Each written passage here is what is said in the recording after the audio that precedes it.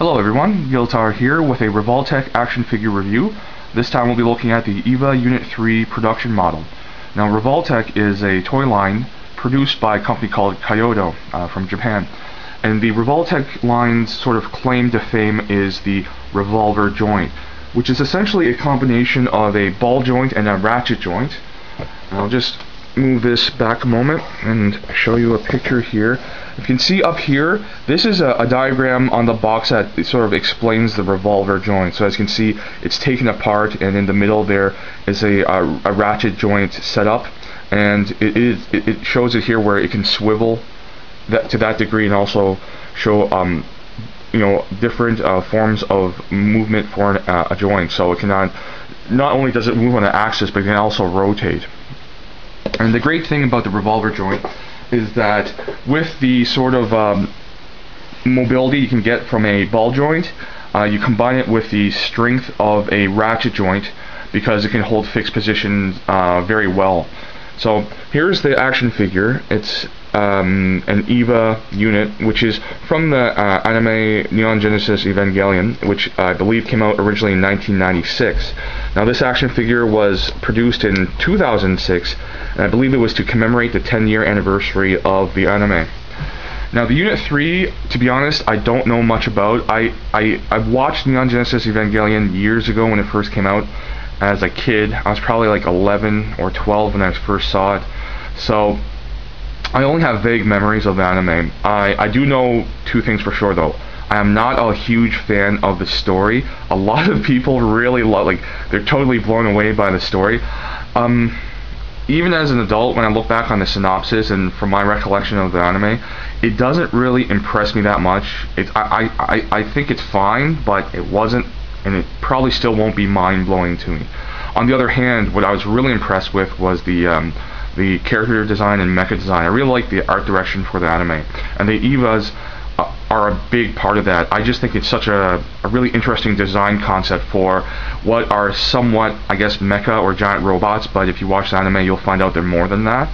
But I think it's just a really nice forward-thinking design for essentially giant robots. They're very organic, human-like, but Neon Genesis Evangelion sort of broke a lot of boundaries. Like, it came out during a high point of the super robot genre's time in the anime series or anime industry.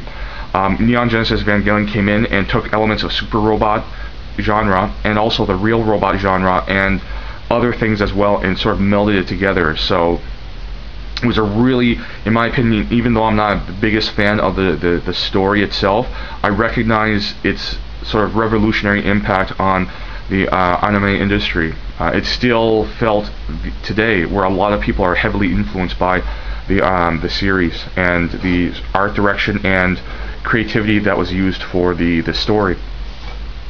Now getting to the model, rather action figure itself, as you can see it has two accessories right now. It's sort of a clear sort of riot shield and a bazooka.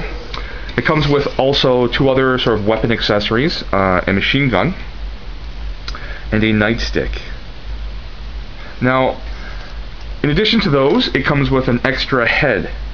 This head has sort of an open mouth, fixed pose with a really sort of angry look. Its eyes are wide open, as opposed to the normal head, which is sort of a more neutral expression here.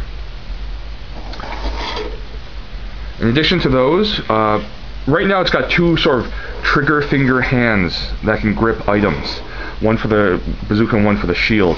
But the figure itself is packaged with these two closed-fisted hands, fixed pose hands, fists that, again, it's packaged with them attached, and you remove them.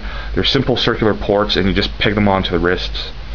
And it comes with four other hands, which are all fixed hands, but some interesting poses, like these sort of semi-open hand positions, a wide open hand position,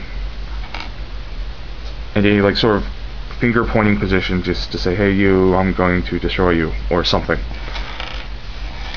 Now, as far as the accessories, they're all very nice. I especially like this riot shield here because it's a nice painted detail, especially here where it shows like the nerve agency's logo. I like that. However, for the bazooka, which I'll remove, I believe the bazooka is the weak point, because the machine gun I showed, the nightstick, the shield have really nice details, whether it's painted or sculpted. The bazooka is extremely plain. There's really barely any surface details. I mean, there's some grooves along the barrel of the bazooka. There's some, nice circular indentations for the, I guess, shell or cartridge unit. But overall, like, even the handle itself is really plain. There's no indication of a trigger, except for a small sort of nub. I can barely make it out in person. So, I mean, this is the weak point, because the thing about the design of the Evangelion series is that these are a lot of like real-world items. These weapons are simply large-scaled machine guns and nightsticks and whatnot.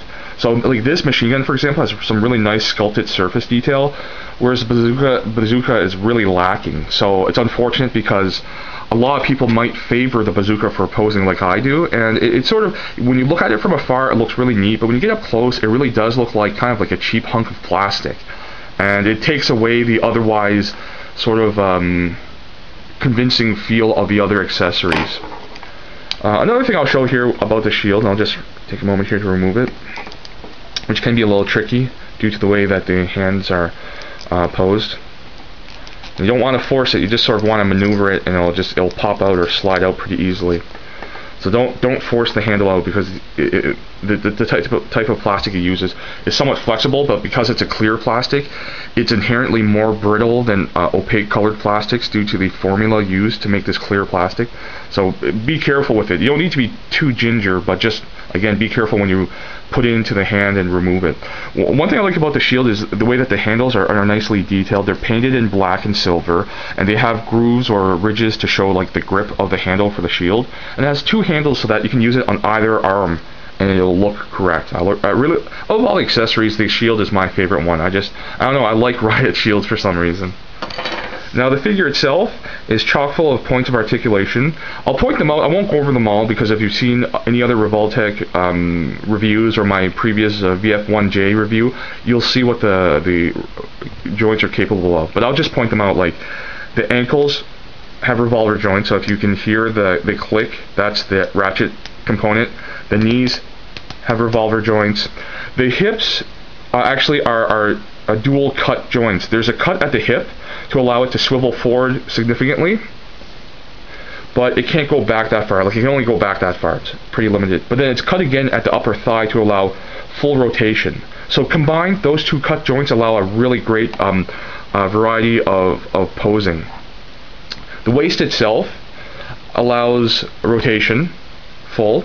It's a revolver joint, so it also has the ratchet, and it can bend back and forward significantly. It gives a really nice hunchback look to the action figure. The arms themselves have revolver joints at the shoulder, so they do have ratchets and they can rotate. The elbows and wrists, though, are the weak points. They're simple hinge joints, hinge ball joints. So in my action figure, at least, they're quite weak. And the thing is that I've had this figure in storage for a couple of years, and I've only honestly taken it out of the box that first time I got it. Aside from that, I haven't touched it. So these joints seem to be weak inherently. You have the shoulder sort of binder units, which have are unhinged joints, so they do sort of swivel that much. And then finally, the neck itself is a double ball joint, so it allows a really great variety of poses, really distended looks, and kind of like, it's almost like a bird-like head and neck. Actually, the head itself reminds me of the horror character Pumpkinhead. It's I think from the 80s or 90s, but the head kind of looks like Pumpkinhead to me.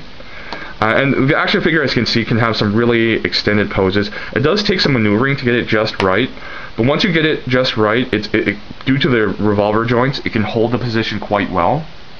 So overall, a very nice detailed action figure with a few weak points.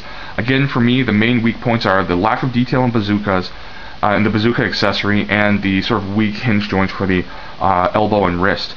Aside from that, you get superposability, a really great likeness to the Eva unit, and I think as an action figure, it's probably one of the best, if not the best, representations of it, because you can get so many poses out of it. You can recreate a lot of, I guess, events from the movies. So I definitely recommend this action figure. It has been out of circulation, so you might have to find it on the aftermarket.